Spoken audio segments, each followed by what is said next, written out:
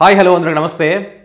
YSR Congress party రోజు రైతు పోరుబాట అనేటువంటి ఒక కార్యక్రమాన్ని ఈరోజు చేస్తూ ఉంది.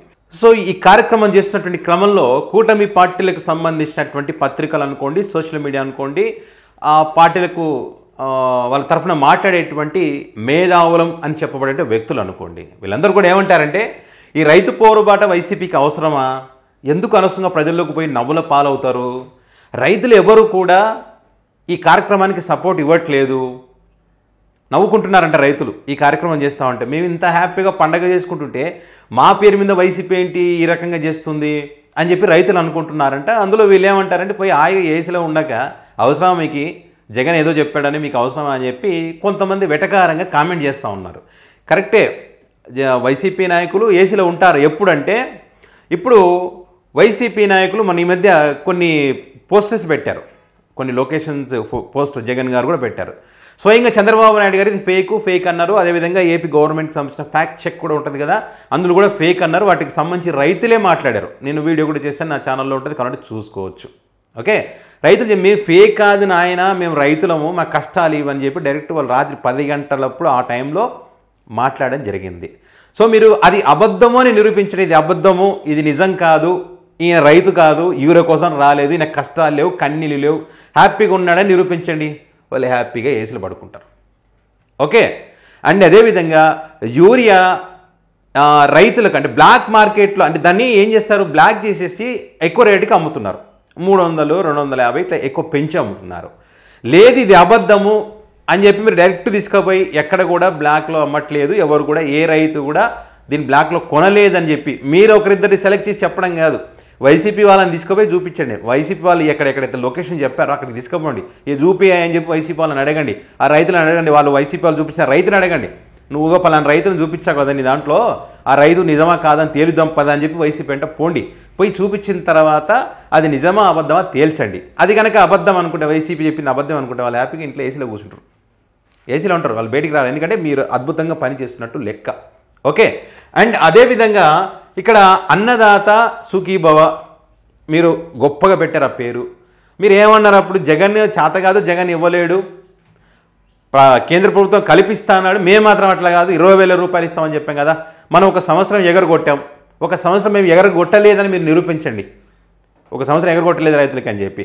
అదేవిధంగా ఈ సంవత్సరం ఇస్తూ ఉన్నాం కదా, ఈ సంవత్సరం 20,000 ఇస్తున్నారా, ఇస్తున్నామని నిరూపించండి.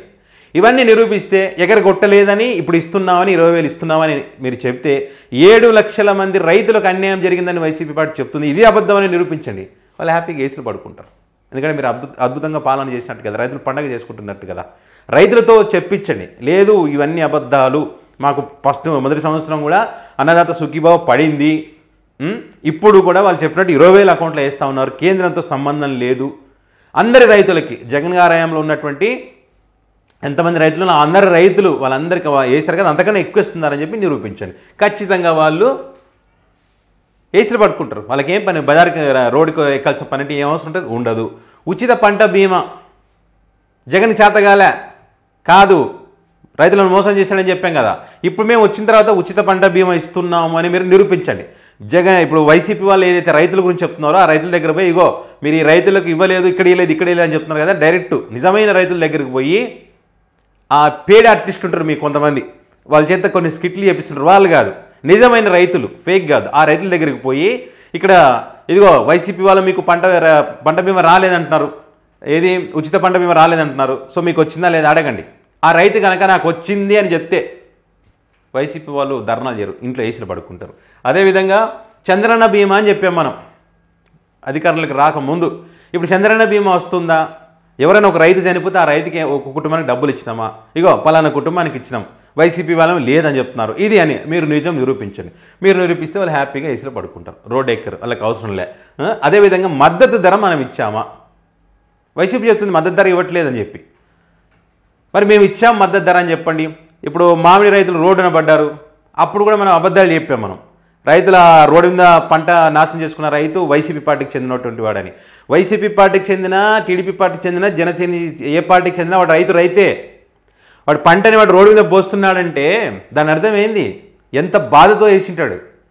కానీ మనం వైసీపీ పేరు పెట్టి వాళ్ళకంటే నిజం చెప్పి కష్టం చెప్పి కన్నెలు పెట్టుకొని మీ ప్రభుత్వాన్ని వ్యతిరేకించినప్పుడు వాడు వైసీపీ పార్టీ అని ఒక ముద్ర పడుతుంది, వాడికి పేటీఎం అని ఒక ముద్ర పడుతుంది, వాడు అరాచక శక్తి సైకో షాడిస్టు అని ఒక ముద్ర మీరు వేసేస్తారు. అది నిజమైన కష్టం ఉంటే కూడా మీరు అద్భుతంగా ముద్రలు వేసేస్తారు. ఆ రకంగా ముద్రలు వేయకుండా ఇది ముద్ర కాదు మేము కాదు నాయన ఇగో మీది ఇది ఫేక్ అని మీరు అక్కడ పోయి నిజాన్ని చూపించండి. రైతు నిజంగా రోడ్డు మీద రోడ్డు మీద పోయలేదు, ఉల్లిగడ్డల రైతులకు టమాటా రైతులకు ఇట్లా ఏ రైతుకు కూడా ఇబ్బంది లేదు, అద్భుతంగా ఉన్నాడు, మద్దతు ధర కూడా మేము ఇచ్చాము, ఇదో చూడు ఈ రైతు ఈ మా వల్ల మేలు జరిగిన ఈ రైతుకని చూపించండి. చూపిస్తే ఆహా ఎంత అద్భుతమైనటువంటి పాలన, నిజంగా రైతులు పండగ చేసుకుంటున్నారు కదా అని రాష్ట్ర ప్రజలందరూ అనుకుంటారు, దేశంలో ప్రజలందరూ కూడా అనుకుంటారు. అప్పుడు ఈ వైసీపీ పార్టీ నాయకులు ఈ రైతు పోరు బాటలు ఈ బాటలు ఆ బాటలు చేసినారనుకో ఖచ్చితంగా ప్రజలు నవ్వుతారు. మీరు అన్నట్టు సిగ్గుందా కొంచెం మీకు? మాకు చంద్రబాబు గారు కానీ కూటమి ప్రభుత్వం అద్భుతంగా పాలన చేస్తుంది, మాకు కావాల్సిన అన్నీ కూడా ఇస్తుంది, ఇవన్నీ మాకు ఏవైతే అవన్నీ కూడా ఇస్తుంది అని చెప్పి వాళ్ళు హ్యాపీగా ఈ వైసీపీని తిడతారు. అప్పుడు ఏం చేస్తారు? ఇంకా రోడ్డు ఎక్కాల్సిన పనిలే వాళ్ళకి, హ్యాపీగా ఇంట్లో ఉండాల్సిందే వాళ్ళు. అది మీరు అన్నట్టు ఏసీలో పడుకుంటారు, ఏసీలో తొంగండి ఏసీలో పడుకోండి, జగన్ మాట ఏమంటారు, జగన్ మస్తు చెప్తాడు అంటారు కదా. అది ఇప్పుడు చూడండి, ఇప్పుడు 60% సాగు జరిగింది. ఎరువుల కోసం, విత్తనాల కోసం, యూరియా అన్నిటి కోసం ఎదురు చూస్తున్నారు రైతులు. ఇది కాదు అని నిరూపించండి. ఇది అబద్ధం, 60% సాగు కాలేదు, రైతులు రాత్రిపూట నిలబడట్లేదని నిరూపించండి. ఏసీలో పడుకుంటారు వాళ్ళు. 13,500 ఆర్బీకే సెంటర్లను విధ్వంసం చేశారు, నాశనం చేశారు రైతుల కోసం తీసుకొచ్చేటవని వైసీపీ పార్టీ ఆరోపణలు చేస్తూ ఉంది. అది అబద్ధం అని నిరూపించండి. కళ్ళ ముందు కనిపిస్తుంది కదా. మనం యూరియా మార్క్వేడ్ ద్వారా ఇవ్వాల్సినటువంటి యూరియా 50% మార్క్వేడ్, 50% ప్రైవేట్ కంపెనీలు.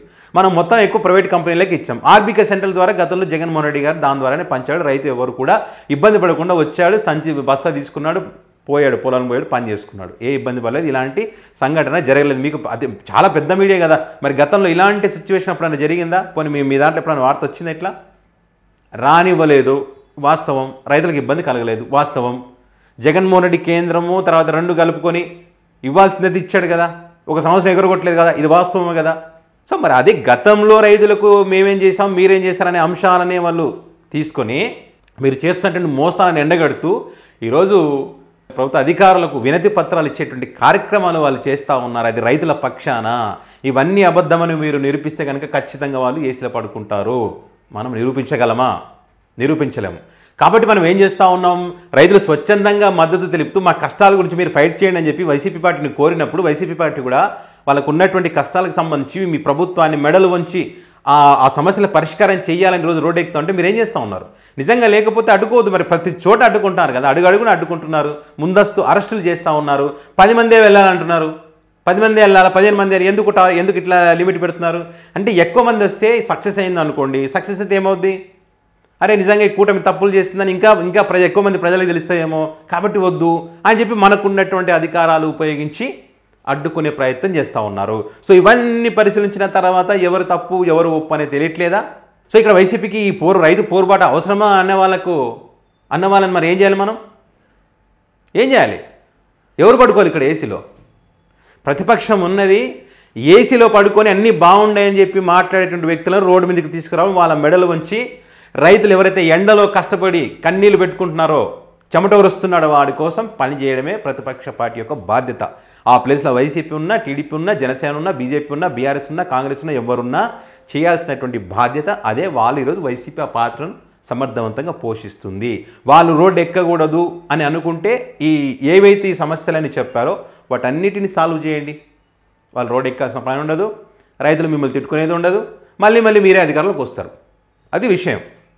ఇప్పుడు చెప్పండి ప్రజలారా, మీరే డిసైడ్ చేయండి ఎవరు ఏసీలో పడుకోవాలి. వైసీపీకి మరి రైతు పోరుబాట చేయడం అవసరమా అని వీళ్ళు అంటున్నారు కదా, నిజంగా అవసరం ఉందా లేదా? మరి రైతులందరూ కూడా ప్రతి ఇంట్లో ప్రతి ఇల్లు కూడా ఎక్కువ శాతం రైతులు ఉంటారు కదా. మరి మీరు చూస్తుంటే కనుక ఈ వీడియో మరి నిజంగా మీకు సమస్యలు ఉన్నాయా లేదా చెప్పండి.